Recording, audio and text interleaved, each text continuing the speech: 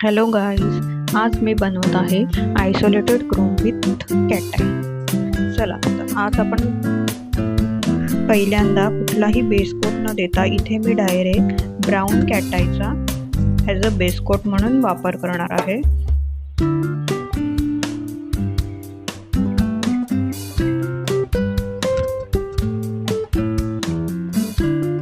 आणि त्या कोटला मी मॅग्नेटने पूर्ण त्याचे मॅग्नेट आहेत ते डिॲक्टिवेट करून घ्यायचे, असं म्हणजे त्याचा पूर्ण शायनिंग आपण काढून घेणार आहोत की ज्याने आपल्याला एक बेस कोट मिळतो।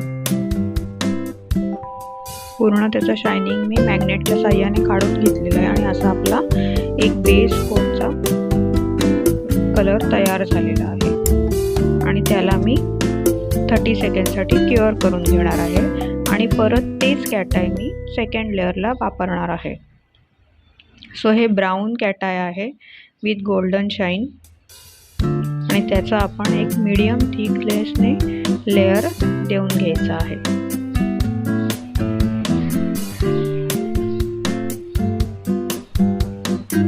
सो त्याला मी आता मॅग्नेटाइज करून घेते सगळ्या साईडने।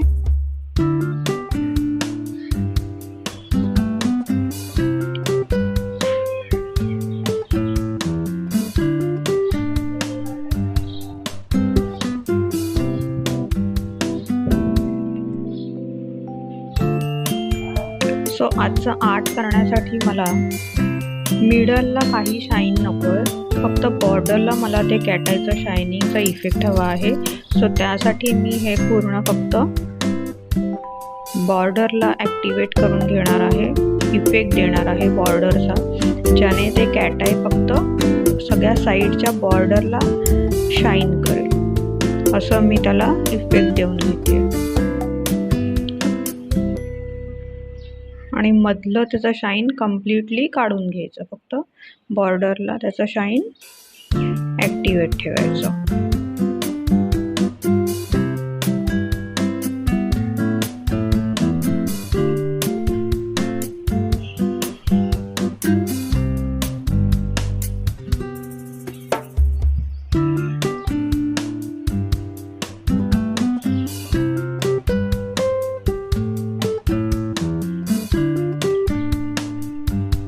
सो असं मला हवं तसा इफेक्ट मी देऊन घेतलेला आहे। सो त्याला मी आता 30 सेकंडसाठी क्युअर करून घेणार आहे।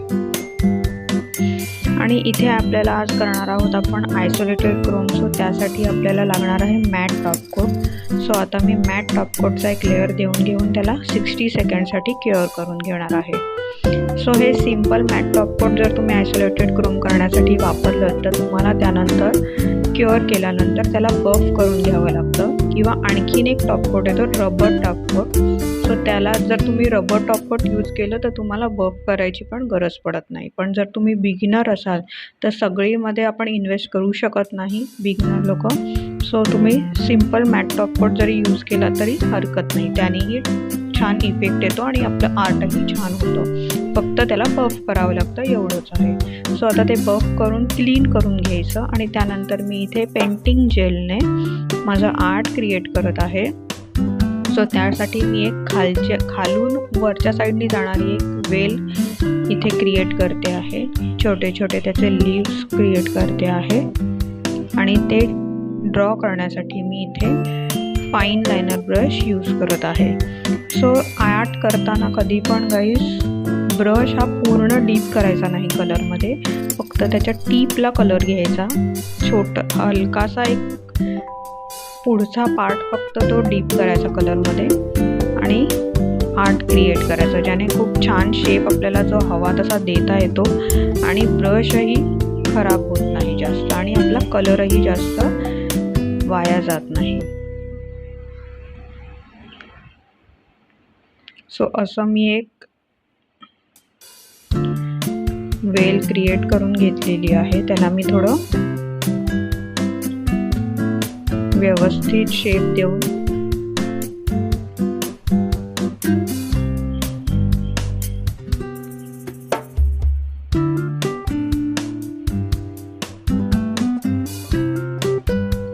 लाईटला आपण थोडे व्यवस्थित करून घेऊया.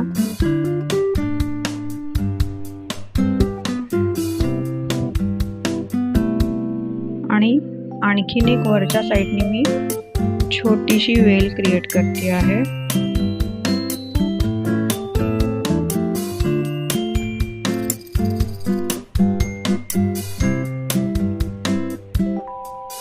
सो असं माझं एक बेस आर्ट तयार झालेला आहे, ज्याला आपण पहिले 30 सेकंडसाठी क्युअर करून घ्यायचं.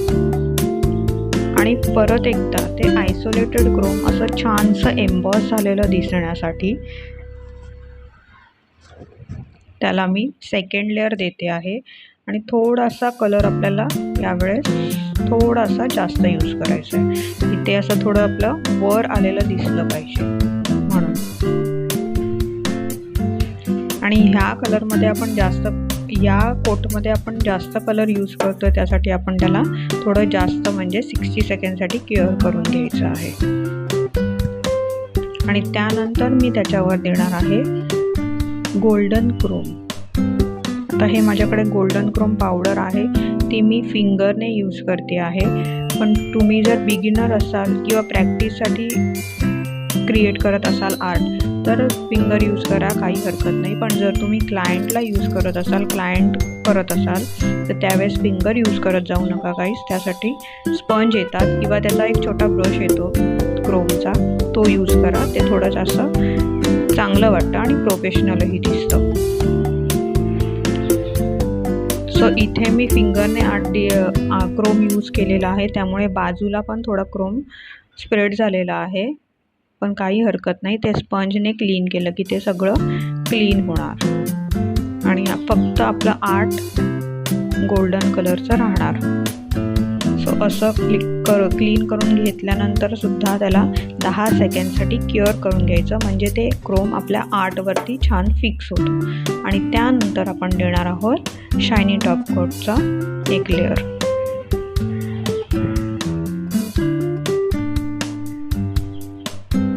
सो असं आपलं आयसोलेटेड क्रोम विथ कॅट आहे आजचं तयार होणार आहे. सो तुम्हीही ट्राय करा गाईज, खूप छान आहे आणि दिसायलाही खूप छान होतं. हे ब्रायडलसाठी वगैरे खूप सुंदर दिसतं हे नेल आर्ट. सो तुम्ही ट्राय करा, प्रॅक्टिस करा. आणि जर तुम्हाला व्हिडिओमधले प्रोडक्ट लिस्ट हवी असेल तर तुम्ही मला कमेंट करू शकता, मी तुम्हाला नक्की सेंड करेन. सो असं आपलं आजचं आर्ट रेडी आहे. Like, share and comment guys. Must try. Thank you.